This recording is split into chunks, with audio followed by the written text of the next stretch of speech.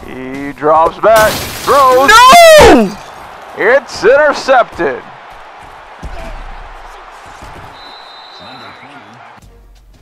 Hello, boys and girls. I am Flipper55 with Fat Finger Gaming, and welcome to your Week 7 recap. As we've done before, we're going to take a quick look at the good, the bad, the ugly of Week 7, and we're going to have a theming bonus for this week as well. This week is all about Florida. The good goes to the ACC Atlantic Division showdown between undefeated Louisville and Florida State. One loss on the year happened to be last week against Miami.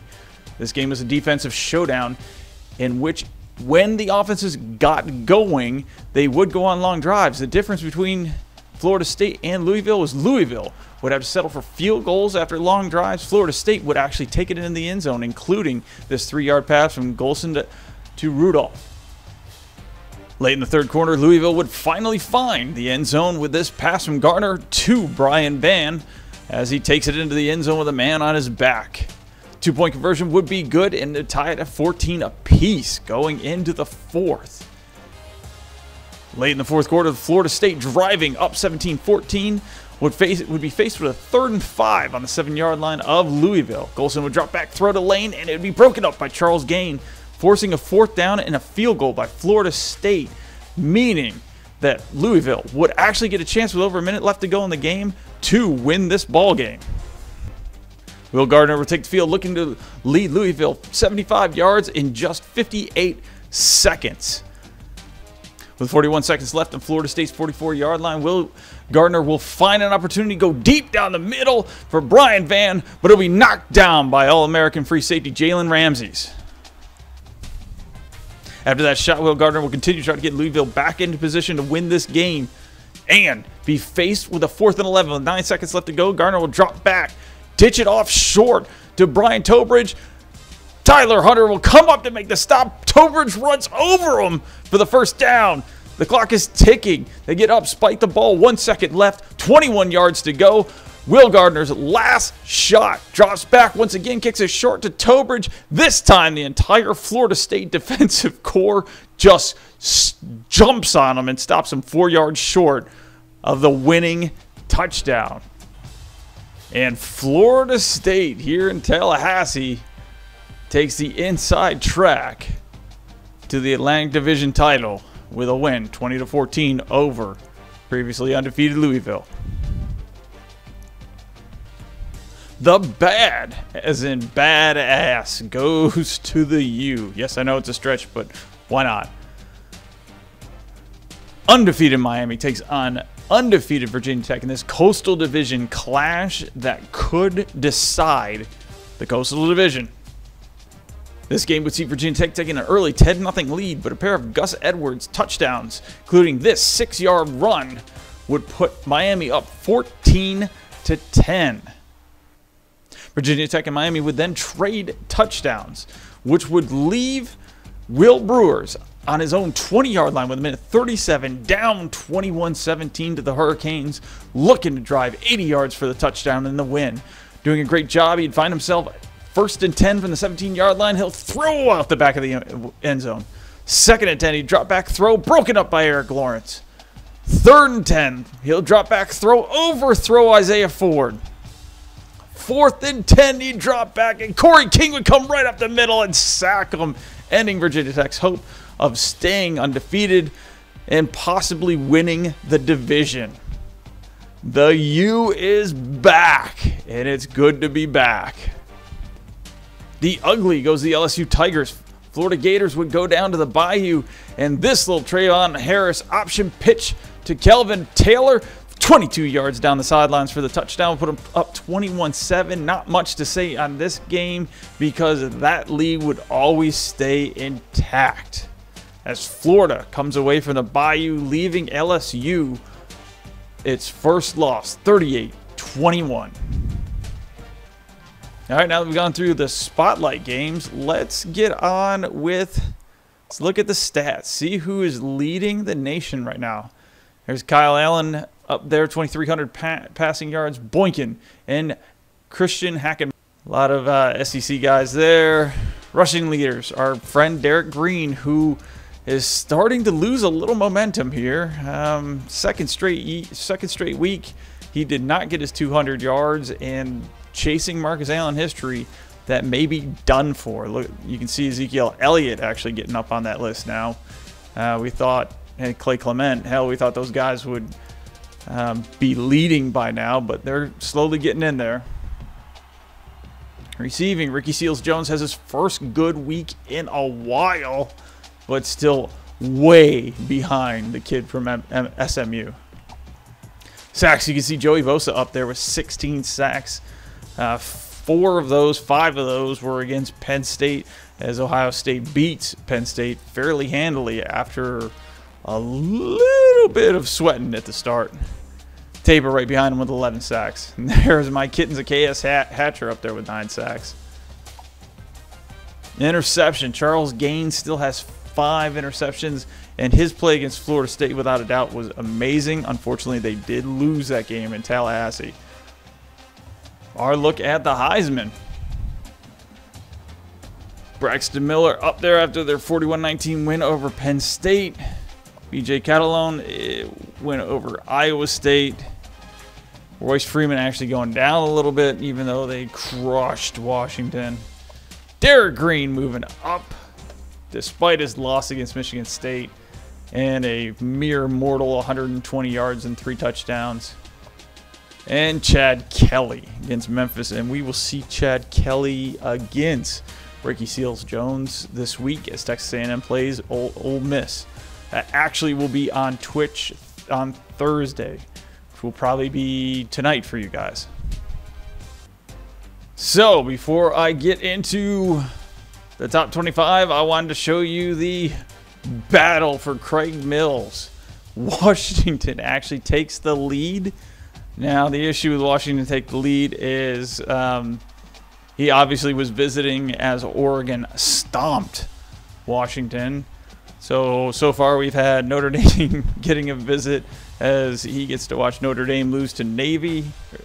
Then he sees Oregon stomp Washington, and we'll see. It's looking like real bad luck to have Craig Mills show up at your facility to watch your game, but we'll see. Now, Michigan has a bye this week. Then it'll be the Little Brown Jug next week against Minnesota. I'm assuming that's the game that Craig Mills is actually going to be visiting. So we'll keep a look on this one. This is going to be very important. I would be shocked if he signs with Washington. I think it's either Michigan or Notre Dame. The other one we're watching is Lewis Bailey. Baylor still has a slight lead. I'm not sure when the visits for any of these guys are. Hopefully, I wish I could. But Baylor, TCU, Texas A&M, the reason why this is so huge is because Nick Payne is already signed with Baylor, the best middle linebacker of the class. And if they can get this guy as well, it's going to be really, really, really, really hard to do anything against that Baylor defense. All right, boys and girls, and now on to your updated version of the top 25. Arkansas is now the new #1 team after after Baylor faltered against West Virginia 44-27. Oregon stays at #2. I think they should be #1, but what do I know? Anybody want to throw out the SEC bias in this program world? Have fun at that one. Wisconsin moves up to 4. The U is back. I don't know when the last time I saw Miami that high on the top 25. I absolutely love it. I grew up absolutely despising the U. And honestly, I just think it's more, college football is just more fun when Miami's winning. They're such a great team to hate. And anybody, you got to know when you got entertainment, any form of entertainment, whether it's, TV shows, movies, like a lot, the whole thing centers around a great villain will make it a great, great show. So I love you. Might be a paper tiger, though. They are definitely not. They definitely do not have the best roster. But somehow they're winning, so that's all that matters. Michigan State jumps up to number 5 with their win against Michigan. There's Ohio State with their win against Penn State. So we got some teams moving. Some teams drop back a little bit from their losses. Florida State rounds out the top 10.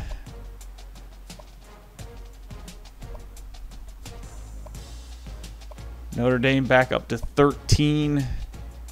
Louisville only drops back to 14. So a lot of one-loss teams, and the